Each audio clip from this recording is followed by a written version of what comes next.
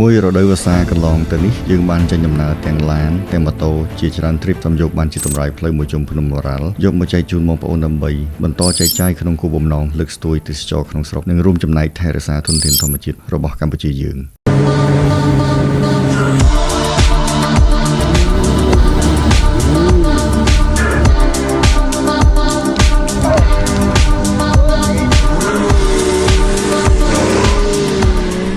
សួស្តីប្រិយមិត្តទាំងអស់គ្នាក្នុងវីដេអូនេះក្រុមយើងខ្ញុំចង់បង្ហាញពីការធ្វើដំណើរជុំវិញភ្នំអូរ៉ាល់ដែលជាភ្នំខ្ពស់បំផុតនៅកម្ពុជាប៉ុន្តែមិនមែនឡើងទៅកំពូលភ្នំទេគឺធ្វើដំណើរមួយជុំភ្នំអូរ៉ាល់តំបន់នេះសម្បូរទៅដោយធនធានជីវៈចម្រុះស្រស់ស្អាតខ្យល់បរិសុទ្ធនិងជាកេរដំណែលធម្មជាតិក្នុងស្រុកដ៏សំខាន់មួយគោលបំណងរបស់ពួកខ្ញុំគឺដើម្បីបង្ហាញភាពស្រស់ស្អាតនិងរូបរាងជួយលើកស្ទួយទេសចរក្នុងស្រុករបស់យើង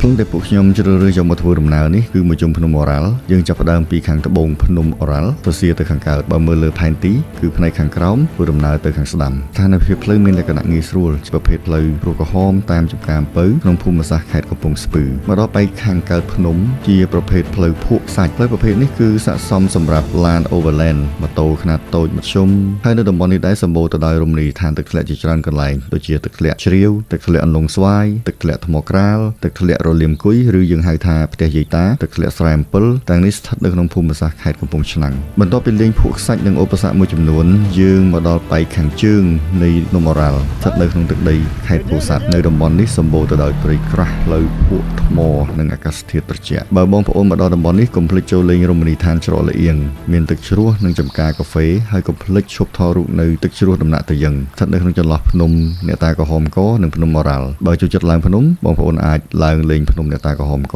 ទេសភាពក៏ស្អាតដែរឥឡូវយើងមកដល់បែកខាងលិចនៃភ្នំអូរ៉ាល់វិញម្ដងតំបន់នេះបើនិយាយពីផ្លូវគឺបាយឆ្ងាញ់តែម្ដងព្រៃក្រាស់អាកាសធាតុត្រជាក់រួមផ្សំជាមួយនឹងលៀងធ្លាក់ស្រិចបាយខ្ចប់ត្រីងៀតប្រហុកក៏បើមិនឆ្ងាញ់ទៀតមានតែហូបស្លឹកឈើទេបាទផ្លូវនេះខ្ញុំចូលចិត្តធ្វើដំណើរដោយសារវានៅចន្លងភ្នំអូរ៉ាល់និងភ្នំកវាញស្ថានភាពផ្លូវមានថ្មធំធំចង្ហុកស្នាមទឹកហូរអូមានទឹកជ្រៅគួរសមនិងជម្រាលភ្នំចោតខ្លាំងគួរសមដែរនេះហើយជាការផ្សងព្រេង off road ពិតប្រាកដអាក្ដាមរបស់ខ្ញុំធ្វើការខ្លាំងណាស់ពួកខ្ញុំក៏ចាយកម្លាំងណាស់ដែរប៉ុន្តែអ្វីដែលសំខាន់បំផុតនោះគឺធម្មជាតិជុំវិញយើងផ្ដល់នូវធម៌ពលពិសេសធ្វើឲ្យពួកយើងមិនសូវមានការនឿយហត់មានពេលមួយនោះយើងកំពុងតែឆ្លងកាត់ព្រៃឈើដ៏ក្រាស់កណ្ដាលរាត្រីពេលយើងឈប់ចាំគ្នាម្ដងយើងឮសំឡេងសត្វឆ្លើយឆ្លងគ្នាដូចជាកំពុងសួរថាពួកយើងមកធ្វើអីនៅតំបន់នេះមានសត្វព្រៃកម្រនិងបរិស្ថានធម្មជាតិល្អខ្ញុំវាយតម្លៃថាអូរ៉ាល់គឺជាតំបន់ធម្មជាតិមានតម្លៃបំផុតមួយរបស់កម្ពុជា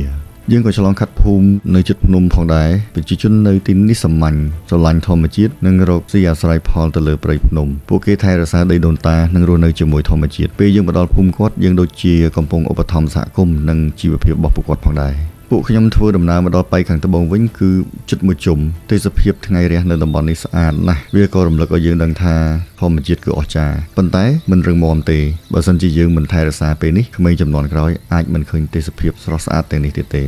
ភ្នំអូរ៉ាល់នេះមិនមែនគ្រាន់តែជាគោលដៅអេកូទេសចរទេប៉ុន្តែជាសម្បត្តិដែលយើងត្រូវរួមគ្នាថែរក្សាការពារបើបងប្អូនស្រឡាញ់ធម្មជាតិនិងការផ្សងព្រេងបងប្អូនអាចដោនឡូតតម្រាយផ្លូវនៅក្នុងខមមិនខាងក្រោមហើយខ្ញុំសូមអញ្ជើញបងប្អូនមកធ្វើដំណើរផ្សងព្រេងទស្សនាតំបន់ជុំវិញភ្នំអូរ៉ាល់ម្ដងមើលមកស្វែងយល់មកទទួលបទពិសោធន៍ហើយមកគ្រប់គ្រងអេកូទេសចរនៅកម្ពុជាហើយជាមួយគ្នានេះយើងក៏អាចការពារតំបន់ដ៏ស្រស់ស្រាយនេះសម្រាប់អ្នកជំនាន់ក្រោយសូមអរគុណច្រើនដែលបានធ្វើដំណើរជាមួយខ្ញុំជម្រាបលា